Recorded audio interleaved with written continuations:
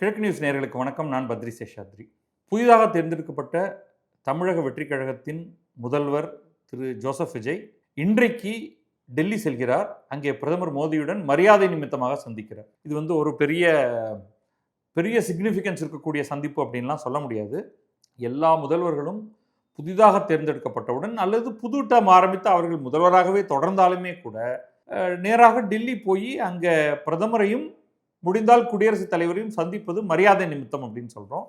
அந்த விதத்தில் தான் இன்றைக்கு திரு ஜோசப் விஜய் போகிறாரு. மாலை 4:30 மணிக்கு சந்திப்பு இருக்குது.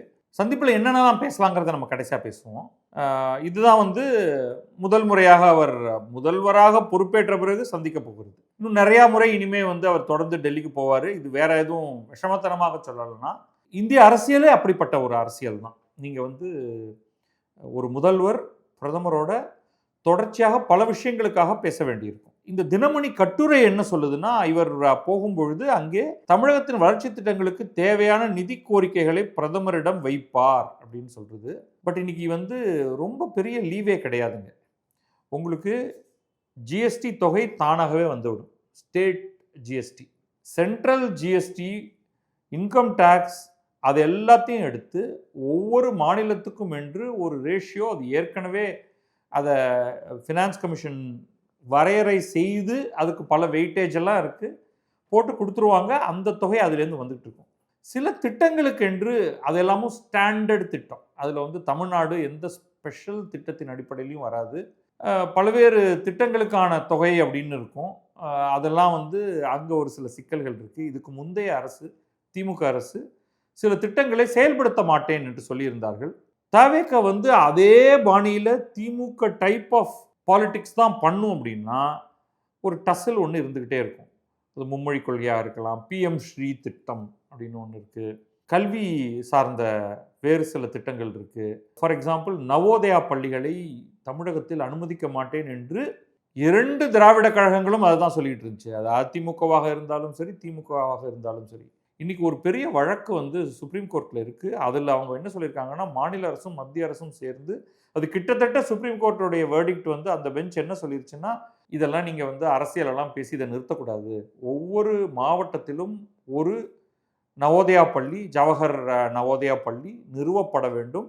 இடம் அதற்கு மாநில அரசு கொடுக்க வேண்டும். மத்திய அரசு அதில் ஆசிரியர்களை நியமித்து கட்டுமானத்தை ஏற்படுத்தி மாணவர்களை எடுத்து அவர்களுக்கு பாடம் சொல்லித்தரும். இங்கே நம்ம ஆட்கள் நிறுத்தி வச்சதுக்கு காரணம் அதில் ஹிந்தியும் ஒரு பாடமாக இருக்கும் அப்படின்னு.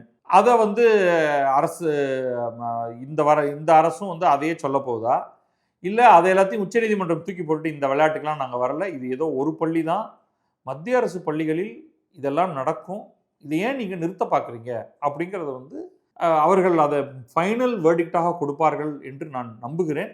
அது வரும்பொழுது பார்த்துக்கலாம். அதை தவிர வேறு பல சிக்கல்கள் அதாவது இந்த மாநிலத்துக்கும் இந்த மத்திக்கும் இடையில இருக்குது. அதெல்லாத்த பற்றியும் இவர் பேசுவாரா அப்படின்னு எதிர்பார்க்கலாம். ஆனால் அதெல்லாம் விட முக்கியமான ஒரு விஷயம் இருக்குது. அது கர்நாடகத்தில் காவிரி மேலே மேகதாட்டு அப்படிங்கிற இடத்துல ஒரு தடுப்பணை கட்டுவதற்கான ஒரு முயற்சி நடந்துக்கிட்டு இருக்குது. அதுக்கு பூமி பூஜை எல்லாம் செய்ய போகிறாங்க அப்படிங்கிற மாதிரியானது. அதை தடுக்க வேண்டும் என்பது தமிழ்நாட்டில் அனைவருமாக சேர்ந்து பேசும் ஒன்று. இந்த கட்சி அந்த கட்சினே இல்லை. அதை என்ன செய்ய போகிறார்கள் அப்படிங்கிறது, அதற்கு விஜய் மத்திய அரசுடைய துணையை நாடுவாரா? அவங்க மத்திய அரசை பொறுத்தவரை அங்கே காங்கிரஸ் அரசு, இங்கே தவேக அரசு, இரண்டிலும் அவர்கள் பங்கெடுக்கவில்லை, ஆளும் பிஜேபி. ஆனால் அவர்கள் என்ன செய்ய போகிறார்கள்? 2 பக்கமும் லாபியிங் நடக்க போகிறது. அதை அவங்க என்ன செய்ய போகிறாங்க அப்படின்னு பார்க்கலாம். வேற என்னென்ன தகவல் நமக்கு இது கிடைச்சிருக்கு அப்படின்னா, இன்று காலை 10 மணி அளவில் இத்தனை நேரம் கிளம்பியிருப்பார். தனி விமானத்தில் புறப்படும் முதல்வர் விஜய். இந்த தனி விமானம் அவர் பிரைவேட் சிட்டிசனாக இருக்கும் பொழுதே தனி விமானத்தில் தான் போவார். தனி விமானம் இவரோட சொந்த விமானமா, யாருடைய விமானம் அப்படின்னு தெரியல. தனி விமானம் 10 மணிக்கு கிளம்பி 1 மணிக்கு அங்கே போகுது. அங்கே தமிழ்நாடு அரசு விருந்தினர் இல்லத்துக்கு செல்லும் அவர் தில்லி திகார் சிறையில் பாதுகாப்பு பணியில் உள்ள தமிழ்நாடு காவல்துறையின் சிறப்பு படை அணி சார்பில் அணிவகுப்பு மரியாதையை ஏற்றுக்கொள்வார். இது எனக்கு புதுசாக இருக்குது. இது என்ன மாடல்னு தெரியல.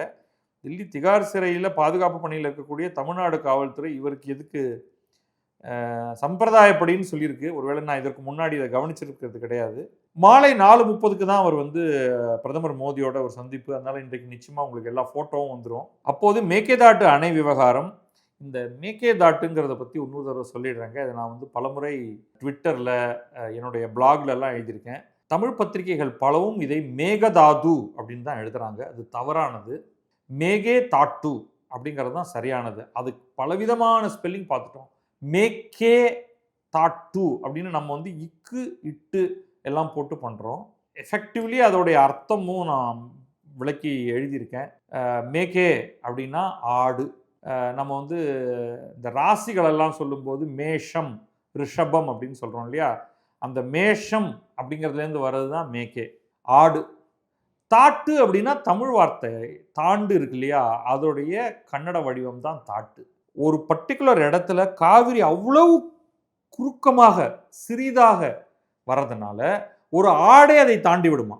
ஆடு தாண்டும் இடம் போன்று குறுகலான காவிரி, அவ்வளவுதான். அந்த இடத்துக்கிட்டக்க தான் அது அவ்வளவு சின்னதாக இருக்கு அந்த இடத்துல காவிரி. அதில் நாம வந்து ஒரு தடுப்பணையை கட்டலாம் அப்படின்னு கர்நாடக அரசு முனைகிறது, அவ்வளவுதான். ஸோ அது கரெக்டாக வந்து ஒரு சில பத்திரிகைகள் தான் அந்த மேகே தாட்டு அப்படிங்கிறத போடுறாங்க. மேகே தாட்டு அப்படிங்கிற அந்த இதை தமிழில் எப்படி அது மேகதாது அப்படின்னு வந்துச்சு அப்படிங்கிறது வந்து எனக்கு புரியாதது. ஆஸ் யூஷுவல் இங்கிலீஷில் அதை இங்கிலீஷ் எழுத்துக்களில் எழுதினதுனால அதை பார்க்கும் பொழுது நம்ம ஆளுங்க வந்து அவங்களுக்கு தெரிந்தது. அப்போ கூட மேகதாது அப்படின்னு தமிழ்லையும் எந்த வார்த்தையும் கிடையாது. மேகதூதம் அப்படின்னு ஒன்று இருக்குது. அது காளிதாசர் எழுதிய ஒரு காவியம். அதுக்கும் இதுக்கும் கூட சம்மந்தம் கிடையாது. ஸோ என்னவோ காரணத்தினால அதை போட்டாங்க. இதை பற்றி நான் ஒரு தடவை சொல்லும்பொழுது, ஆமாம் இதுதான் முக்கியமா, பேர் தான் முக்கியமா, அவங்க அணை கட்டிக்கிட்டே போகிறான்னு எங்கிட்ட சண்டைக்கு வந்தாங்க. எதுவாக இருந்தாலும் அதற்குரிய ஒரு இலக்கண கரெக்ட்னஸோடு அதை நம்ம பண்ணணும் இல்லையா. ஸோ அவர் வந்து இந்த மேகதாட்டு அணை விவகாரம் பற்றி, சென்னை மெட்ரோ ரயில் விரிவாக்க திட்டம், அந்த விரிவாக்க திட்டத்தில் ஒன்றும் இவங்க பெருசாக பேசணுங்கிற அவசியம் இல்லை. அவ்வப்போது என்ன பண்ணிடுதுன்னா, மத்திய அரசு சரியான நேரத்தில் நிதி கொடுக்காம ரொம்ப தொல்லை பண்ணிட்டாங்க. அது போன ஆட்சியின் போதே அதை பற்றி திமுக ரொம்ப பேசியிருக்காங்க. ஸோ அதை பற்றி பேசலாம். எப்பா நீங்கள் உங்களுக்கான ஒரு சில இது வந்து ஒரு எம்ஓயு போட்டு நம்ம 2 பேரும் சேர்ந்து பண்ணுறோம். சென்னை மெட்ரோ ரயில் அப்படிங்கிறது மத்திய அரசும் மாநில அரசும் இணைந்து செய்வது. அது ஒரு தனி கார்பரேஷன். அதில் இவங்க 2 பேருமே ஷேர் ஹோல்டர்ஸ். அப்போ 2 பேரும் அவங்கவுங்களுடைய பொறுப்பு என்னவோ அதற்கு ஏற்ற மாதிரியாக செய்யணும். ஒரேடியாக அதை வந்து தமிழ்நாடு அரசு தலையில் கட்டிட்டு எனக்கு இதுக்கு சம்பந்தமே இல்லை என்பது போல மத்திய அரசு இருக்கக்கூடாது. அது வலியுறுத்த வேண்டிய அவசியம் இருக்கு. கூடவே இந்த சின்ன சின்ன விஷயங்களாக இந்த எம்ஆர்டிஎஸ் ரயில் இருக்கு இல்லையா, அதை வந்து இன்றைக்கு இந்திய ரயில்வே அதை சென்னை மெட்ரோ ரயில்கிட்ட அதை ஒப்படைத்து விட்டது. இந்த மொடாலிட்டிஸில் இன்னும் கொஞ்சம் ஏதாவது ஃபைனலைஸ் ஆகாமல் இருக்கலாம். ஸோ அதையும் மெட்ரோ ரயில் எடுத்துக்கொண்டு அதை ஏற்கனவே இருக்கக்கூடிய மெட்ரோ ரயில் பாதையோடு அதை இணைக்கப் போகிறார்கள். கம்ப்ளீட்டாக அதில் ஒரு மேக் ஓவர் இருக்குது. தமிழகத்துக்கு தேவையான நிதி ஒதுக்கீடு இது எப்போவுமே உண்டு. ஏன்னா எல்லாரையும் விட அதிகமான அளவுக்கு ஒரு பெரிய பட்ஜெட் போட்டிருக்காரு விஜய். பட்ஜெட் இல்லை, தேர்தல் அறிக்கை கொடுக்கும் பொழுது அவர் வந்து வாக்குறுதிகளை அள்ளி வீசியிருக்காரு. இந்தா வச்சுக்கோ, இந்தா வச்சுக்கோ, 2500 ரூபா வச்சுக்கோ, எல்லாரும் எல்லா பஸ்லையும் வந்து பெண்களுக்கு இலவசம் அப்படின்லாம் வந்து, அப்புறம் வேலையில்லாத இளைஞர்களுக்கு நிறைய பணம், அப்புறமா மாமா திட்டம், அண்ணா திட்டம், கல்யாணத்தை பண்ணி வைக்கிறேன், தாலியை கட்டி வைக்கிறேன், உனக்கு இது கொடுக்குறேன், மோதிரம் கொடுக்குறேன், குழந்தைக்கு இடுப்பில் அரணாக்கயிறு தங்கத்தில் போடுறேன்னு நான் நிறைய சொல்லியிருக்காரு. அதுக்கெல்லாம் பைசா வேணும். தங்கத்தோட வேலை கும்மினி வேலை மேலே ஏறிட்டு இருக்கு. ஸோ இது என்ன அரேஞ்ச்மெண்ட்டுக்கு அவங்க வர போகிறாங்க அப்படிங்கிறது தெரியல. யூஸ்வலாக அவர் போனாருன்னா வந்து அங்கே முதல் முறையாக போகும்பொழுது குடியரசுத் தலைவரையும் பார்க்கறது, மரியாதை நிமித்தமாக சந்திக்கிறது வழக்கம். இன்னைக்கு அவங்க வந்து இல்லை, அங்கே இன்னைக்கு நாளைக்கு அவங்க இல்லை. அவங்க வந்து திரௌபதி முர்மு குடியரசுத் தலைவர் அவர்கள் அவங்க வந்து சிக்கிம் போயிருக்காங்க. அதனால அவங்க வந்து மே 28 தான் திரும்பி வராங்களாம். அதனால விஜய் இன்னொரு முறை போக போகிறார். அப்போ போகும்பொழுது இதெல்லாம் வந்து தினமணியில் சொல்லியிருக்காங்க. அப்போ வந்து இவர் குடியரசுத் தலைவர் திரௌபதி முர்மு அவர்கள், குடியரசு துணைத் தலைவர் சிபி ராதாகிருஷ்ணன், மத்திய உள்துறை அமைச்சர் அமித்ஷா, இதுதான் ரொம்ப முக்கியமான மீட்டிங். பல காரணங்கள் இருக்கு அதில். மத்திய நிதியமைச்சர் நிர்மலா சீதாராமன், கடைசியாக துட்டு வாங்கணும்னா அவங்கள்ட்டையும் பேசி ஆகணும். அவங்க எல்லாரையும் அவர் சந்திக்க போகிறாரு. ஆனால் இன்றைக்கே வேற சில சந்திப்புகள் அவருக்கு இருக்கு. தன்னுடைய ஆட்சியை ஒரு விதத்தில் வந்து ஸ்ட்ரென்தன் பண்ண காங்கிரஸ், அந்த காங்கிரஸோடைய மூத்த தலைவர்கள் சோனியா காந்தி, ராகுல் காந்தி மட்டும் இல்லாமல் மல்லிகார்ஜுன கார்கேயும் அவர் சந்திக்கிறார். இந்த 3 பேரையும் சந்திக்க திட்டமிட்டிருக்கிறார். அதுக்கு பிறகு அவர் வந்து நாளைக்கு கிளம்பி வர்றார். வர்றதுக்கு முன்னால இவருக்கும் இதுக்கும் நேரடியாக சம்பந்தமே இல்லாத ஜவஹர்லால் நேரு பல்கலைக்கழகத்தில் ஒரு திருவள்ளுவர் சிலை நிறுவப்பட்டிருக்கு. அது வந்து சென்ற ஆட்சியிலேயே அது திறக்கப்பட்டிருக்கணும். அது ஏதோ காரணத்தினால ஸ்டாலின் அங்கே போகலை. அதனால் வந்து தமிழ்நாட்டை ரெப்ரசன்ட் பண்ணி அந்த திருவள்ளுவர் சிலையை திறந்து வைக்க போகிறாரு. திருவள்ளுவர் சிலையை திறந்து எந்த பேப்பரையும் பார்க்காம 2 திருக்குறளையும் சேர்த்து சொல்லி நம் அனைவரையும் மகிழ்விப்பார் முதல்வர் ஜோசப் விஜய் அப்படின்னு நம்புவோம், பார்க்கலாம் அப்படின்னு போட்டுட்டு இந்த ஆர்டிக்கிளில் விஷமமாக கடைசியில் சேர்க்குறாங்க பாருங்கள். கரூர் துயரச்சம்பவம் தொடர்பான சிபிஐ விசாரணைக்காக கடந்த 12 மற்றும் 19ஆம் தேதிகளில் தாவேக தலைவராக, அப்போ அவர் தாவேக தலைவர், இப்போ முதல்வர் விஜய் தில்லிக்கு கடைசியாக சென்றிருந்தார். இப்போ மத்திய அரசு சிபிஐ இந்த கேஸை விசாரிக்கவே போகிறாங்களா, இல்லை போடுறா ஒரு 2 வருஷம் தூக்கி வைடா பார்த்துக்கலாம் அப்படிங்க போகிறாங்களா, என்ன பண்ண போகிறாங்க அப்படின்னே தெரியல. ஸோ அதுதான் இப்போதைக்கு செய்தி. இன்றைக்கு டெல்லியில் இருக்கார். டெல்லியில் பேச்சுவார்த்தையில் முதல்வர் பிரதமரும் சந்திக்கும் பொழுது ஒன்றும் பெருசாக நடக்காதுன்னு நினைக்கிறேன். ஆனால் அமித்ஷாவை சந்திக்கும் பொழுது அவர்கள் பல்வேறு விஷயங்களை பேசலாம்.